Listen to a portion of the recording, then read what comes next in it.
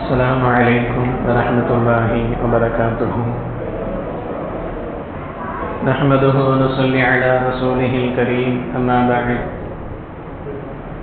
الحمد لله. அல்லாஹ்வினுடைய அளப்பெரும் கருணையினால் இன்றைய இரவோடு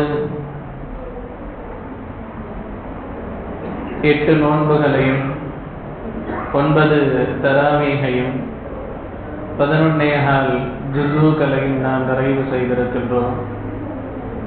குர்ஆனை ஓதுவதற்கும் கேட்பதற்கும் வாய்ப்பை தந்த வல்ல ரஹ்மான் அதன் வழி வாழக்கூடிய நசீபை அல்லாஹ் நம் அனைவர்களுக்கும் தந்த அருள் புரிவானாக. ஆமீன். இதுவரை நாம் ஓதி வந்த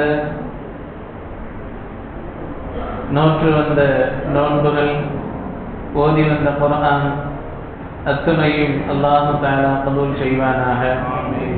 எஞ்சியுள்ள ரமதானுடைய காலங்களை முழுமையாக அடைந்து அதனுடைய பலாபலங்களை அடைந்து கொள்ளக்கூடிய நசீபை அல்லாஹ் நம் அனைவர்களுக்கும் தந்தருள் புரிவானாக.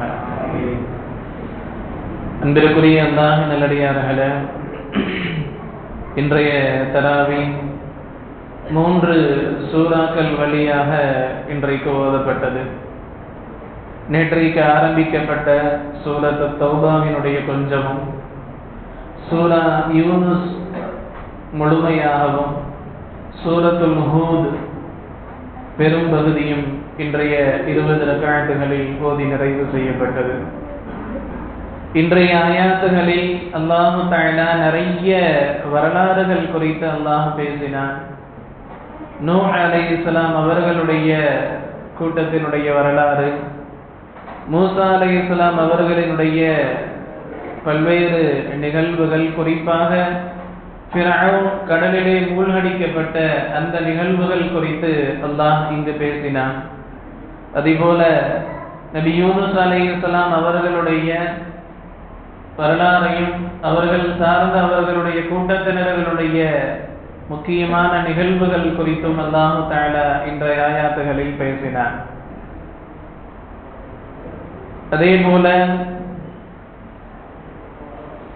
தௌபாவினுடைய கடைசியில சஹாபா பெருமக்களினுடைய சிறப்புகள் குறித்தும் அல்லாஹ் தஆலா பேசினார். இப்படியாக இன்றைய வசனங்கள் இன்றைக்கு கடந்து போனது. நம்மளுடைய சிந்தனைக்கு நாம் தௌபாவினுடைய 118வது வசனத்திலே வரக்கூடிய வஅல ஸலாஸத்தில் லதீன குல்லிஃபு, அல்லாஹ்வினுடைய உத்தரவை எதிர்பார்த்து தீர்ப்பு கூறாமல் நிறுத்தி வைக்கப்பட்டவர்களுக்கு அல்லாஹு தஆலா மன்னிப்பளித்து விட்டான் என்று வருகின்ற அந்த வாசகத்தை, அந்த ஆயத்தை இன்றைக்கு நம்மளுடைய சிந்தனைக்கு நாம் எடுத்துக்கொள்கின்றோம். நேற்றைக்கு பேசிய தராவிகிலே பேசிய தபூக்கினுடைய வரலாறினுடைய தொடக்கமாகவும் இந்த வார்த்தைகள் இருக்கும் என்பதை இங்கு நான் பதிவு செய்து கொள்கின்றேன். அன்பிற்குரிய அல்லாஹ்வின் நல்லடியார்களே, இந்த ஆயத்தில் அல்லாஹு தஆலா 3 சஹாபாக்கள் அவர்களுடைய தௌபா ஏற்கப்பட்டது என்ற ஒரு மகிழ்ச்சிகரமான செய்தி அல்லாஹ் இங்கு பதிவு செய்கின்றான். வஅல ஸலாஸத்தில் லதீன குல்லிஃபு ஹத்தா இதா லாகத் அலைஹிமுல் அர்து, தீர்ப்பு கொடுக்காமல் நிறுத்தி வைக்கப்பட்டிருந்த அந்த மூவர்கள் விஷயத்திலே இந்த மூவர்களுடைய நிலை எப்படி இருந்துச்சுன்னு சொன்னா, இந்த பூமி அவ்வளவு விசாலமானதாக இருந்தும் கூட அவர்களுக்கு நெருக்கடியான பூமியாக அது மாறிவிட்டது. அவர்களுக்கு தஞ்சம் போக அல்லாஹ்வை விட்டால் வேறு யாரும் இல்லை என்று உணர்ந்த அந்த மூவர்களுக்கு மன்னிப்பு வழங்கப்பட்டது என்பதை அல்லாஹ் பதிவு செய்கின்றார். அன்பிற்குரிய அல்லாஹ்வின் நல்லடியார்களே, இந்த வசனம் எதை குறித்து பேசுகின்றது என்றால், நேற்றைக்கு விரிவாக பேசப்பட்டது தபூக்கினுடைய யுத்தம், கண்மணி நாயகம் ஸல்லல்லாஹு அலைஹி வஸல்லம் அவர்கள் கலந்து கொண்ட கடைசி யுத்தம். தபூக்கினுடைய அந்த யுத்த களம் என்பது கிட்டத்தட்ட நெடுதூர பயணமாக இருந்தது. அதுபோல அந்த காலம் மிக வெட்பத்திற்குரிய ஒரு காலமாக இருந்தது. அப்ப கஷ்டமான ஒரு சூழ்நிலையில, ஒரு நீண்ட நெடிய ஒரு பயணம் மேற்கொள்ள வேண்டிய ஒரு சூழ்நிலையில தான் அந்த தபூக்கினுடைய பயணம் மேற்கொள்ளப்பட்டது. அந்த நேரத்துல தான் முனாஃபிக்குகள், நயவஞ்சகர்கள் எப்படியாவது இதிலிருந்து நாம கலண்டுக்கணும் அப்படிங்கிறதுக்காக பல்வேறு காரணங்களை முன் வச்சு அவர்கள் கலண்டுக்கிட்டாங்க. போகல, வர்றேன்னு சொல்லிட்டு வரல, போகாம இருந்துகிட்டாங்க. இப்படியான முனாஃபிக்குகளினுடைய ஒரு பகுதி இருக்க, நல்ல முறையிலே ஈமான் கொண்டு நாயகத்தை நல்ல முறையிலே எக்காலமும் நாயகத்தோடு பயணித்த 3 சஹாபாக்களும் இதிலே தங்கிவிட்டார்கள். போருக்கு போகாம தங்கிட்டாங்க. இந்த 3 சஹாபி யாருன்னு கேட்டா, கஅப் இப்னு மாலிக் ரலியல்லாஹு அன்ஹு, முராரத் இப்னு ரபீஅ், ஹிலால் இப்னு உமையா ரலியல்லாஹு அன்ஹும். இந்த 3 சஹாபாக்களும் நாயகம் ஸல்லல்லாஹு அலைஹி வஸல்லம் அவர்களை உண்மையாக ஏற்றுக்கொண்டவர்கள். நல்ல சஹாபாக்கள் தான், முனாஃபிக்குகள் கிடையாது.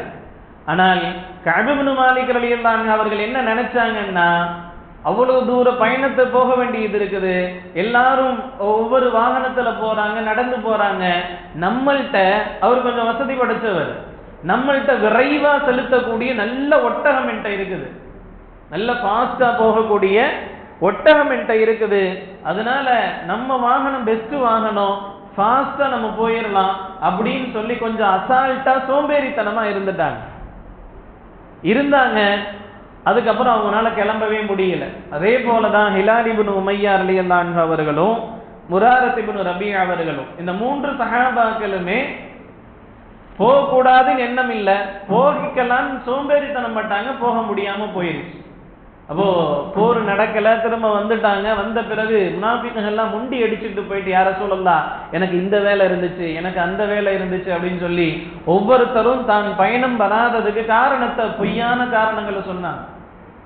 அந்த நேரத்துல தான் கஅப் இப்னு மாலிக் ரலியல்லாஹு அன்ஹு அவர்களும் இந்த மீதி இந்த 2 சஹாபாக்கள் 3 சஹாபாக்களுமே ஒரு சேரார் போல் நாயகத்திடத்துல போய், யார ரசூலல்லாஹ் நாங்க வரணும்னு நினைச்சோம், எங்களுடைய சோம்பேறித்தனம் எங்களை தடுத்துருச்சு, அதனால வர முடியாம போயிருச்சுன்னு உண்மையை ஒத்துக்கிட்டாங்க.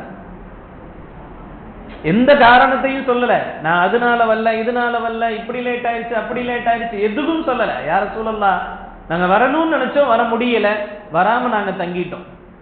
நாயகம் ஸல்லல்லாஹு அலைஹி வஸல்லம் அவர்களும் எதுவும் சொல்லல, உங்க விஷயத்துல அல்லாஹ் தான் தீர்ப்பு செய்வான், கொஞ்சம் பொறுமையா இருங்கன்ட்டாங்க. நாயகத்திற்கு ரொம்ப கோபமும் கூட. ஏன் அப்படின்னு சொன்னா, கஅப் ரலியல்லாஹு அன்ஹு அவர்கள், கஅப் இப்னு மாலிக் ரலியல்லாஹு அன்ஹு அவர்கள் நாயகத்தினுடைய அத்தனை போர்களிலும் இடம்பெற்றிருக்கின்றார்கள்.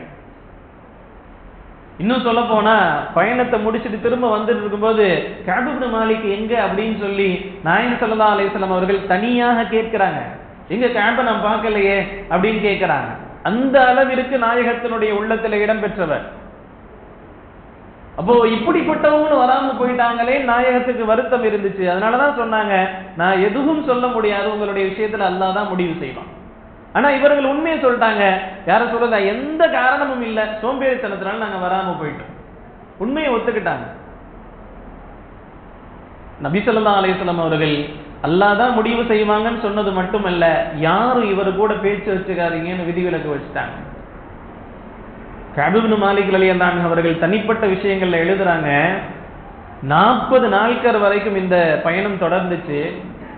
அந்த வாழ்க்கை எப்படி இருந்துச்சு தெரியுமா? ரொம்ப மோசமான நிமிடங்களாக, நாட்களாக எனக்கு இருந்துச்சு.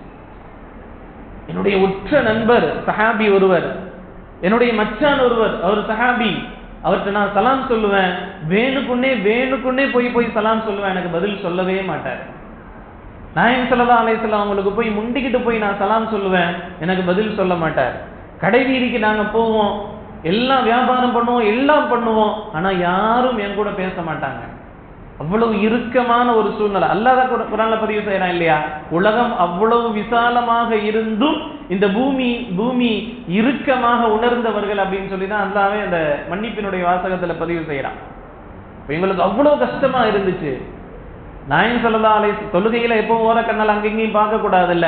கஅப் இப்னு மாலிக் ரலியல்லாஹு அன்ஹு அவர் சொல்றாங்க, நான் தொழுகும் பொழுது நாயகம் ஸல்லல்லாஹு அலைஹி வஸல்லம் அவர்கள் என்னை பார்க்கறாங்களான்னு சொல்லி கண்ணை கொஞ்சம் ஓரமா நான் உருட்டி பார்ப்பேன். தொழுகும் போது, நான் தொழுகையில இருக்கும் பொழுது நாயகம் என்னை பார்க்கறாங்களான்னு நான் பார்ப்பேன்.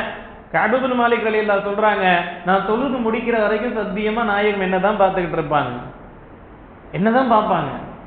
நான் தொழுது முடிச்சுட்டு நாயகத்தை திரும்பி பார்ப்பேன், தலையை கீழே போட்டுப்பாங்க. நாயகம் ஸல்லல்லாஹு அலைஹி வஸல்லம் அவங்க நம்மளை பார்க்க மாட்டாங்களா, நம்மள்கிட்ட பேச மாட்டாங்களா, நம்மளுடைய சலாமுக்கு பதில் சொல்ல மாட்டாங்களான்னு சொல்லி ஒரு இறுக்கமான ஒரு நிலை. 40 நாள் கழிச்சு கூட இந்த நிலை முடிவுக்கு வரல. நாயகத்திடத்திலிருந்து ஒரு அறிவிப்பு மட்டும் வருது, உங்களுடைய மனைவிகளையும் தூரமா வைங்கன்னு.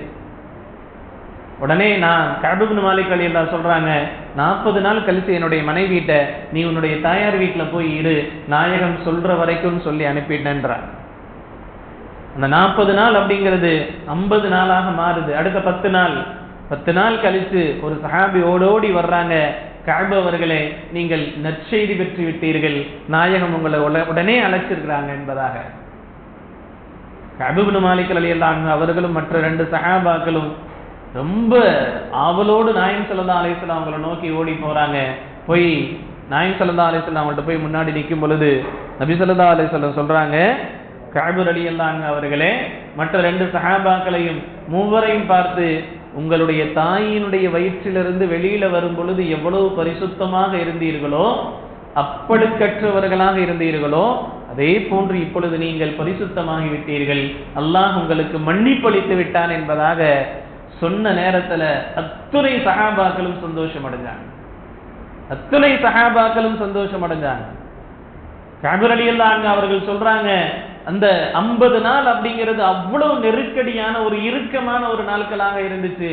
ஆனால் எங்களுடைய தௌபாவை அல்லாஹ் ஏற்றுக்கொண்ட அந்த செய்தி கேட்டு அளவற்ற மகிழ்ச்சி அடைந்தேன் என்பதாக சொல்லிவிட்டு கஅப் இப்னு மாலிக் ரலியல்லாஹு சொல்றாங்க, என்னுடைய இந்த செல்வத்தை வச்சுதானே நான் சோம்பேறித்தனம் பட்டு நான் அந்த போருக்கு போகாம இருந்துட்டேன்.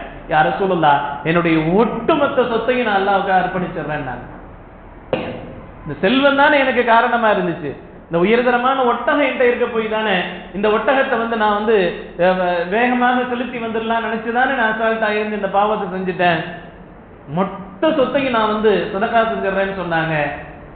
கஅபே அவசரப்படாதீங்க, கொஞ்சம் உங்களுக்கு வச்சுக்கிட்டு நீங்க சதகா செய்யுங்கன்னு சொல்லி நபி ஸல்லல்லாஹு அலைஹி வஸல்லம் சொன்னாங்க. இந்த மூவருடைய இந்த தௌபாவை அல்லாஹ் ஏற்றுக்கொண்ட அந்த நிகழ்வை கூறுவதின் காரணமாகத்தான் இந்த சூராவிற்கு சூரத்து தௌபா என்பதாக பெயர் வைத்திருக்கின்றான். எனவே மிக முக்கியத்துவம் வாய்ந்த இந்த தௌபா என்ற இந்த சூராவிலே இடம்பெறுகின்ற இந்த போர்க்களம், இந்த போர்க்களத்தினுடைய நிகழ்வுகள் நமக்கு 3 படிப்பினைகளை நமக்கு தருது. அதுதான் இன்றைக்கு நம்மளுடைய சிந்தனைக்கு நாம் எடுத்துக்கொள்கின்றோம். முதல் படிப்பினை என்ன தெரியுமா? நாம் எவ்வளவு செல்வங்கள் வைத்திருந்தாலும் சரி, அந்த செல்வங்கள் அல்லாஹ்வை விட்டும் நம்மை பாராமுகமாக மாற்றிவிடக் கூடாது. ஒரு மனிதன் செல்வம் இருக்கணும், வசதி வாய்ப்புகள் இருக்கணும்னு சொல்லி ஆசைப்படுறதுல தவறே கிடையாது. ஆனால் அந்த வசதி வாய்ப்புகள் அல்லாஹினுடைய பாதையை விட்டும் நம்மை மாற்றும் என்றால் அந்த செல்வம் மோசமான செல்வம், அந்த செல்வம் பதுநசீபினுடைய செல்வம்.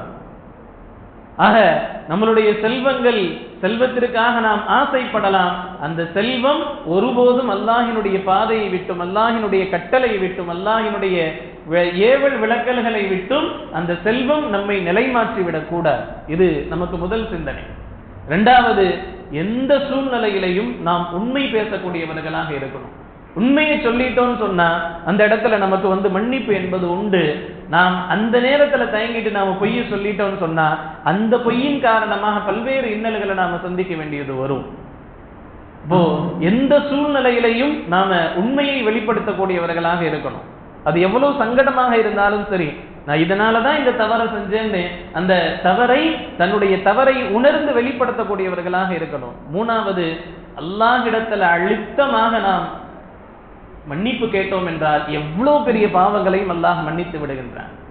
முனாஃபிக்குகள் போட்டி போட்டுக்கொண்டு போய் சொல்லி கொண்டிருந்த அந்த நேரத்துல உண்மையை ஒத்துக்கொண்டு அல்லாஹ்விடத்துல எந்த அளவிற்கு அவர்கள் அழுது தௌபா செஞ்சிருந்தால் அந்த தௌபாவை அல்லாஹ் தஆலா வெளிக்காட்டுவான். இந்த குர்ஆன் அப்படிங்கிறது அந்த நேரத்தோட முடிஞ்சு போகல. இல்ல, இன்னைக்கு 1400 வருட காலமாக இன்றைக்கும் நம்ம கையில இருக்கு. எத்தனை வருஷம் கியாமத் வர போது அது வரைக்கும் இருக்குது. எக்காலமும் இந்த குர்ஆன் இருக்கும்.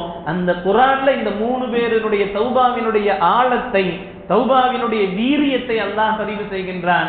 அவர்கள் உணர்ந்து கொண்டார்கள் அப்படின்னு அல்லாஹ் சாட்சி சொல்றான் இல்லையா? அல்லாஹ் சாட்சி சொல்றான். என்ன சாட்சி சொல்றான்?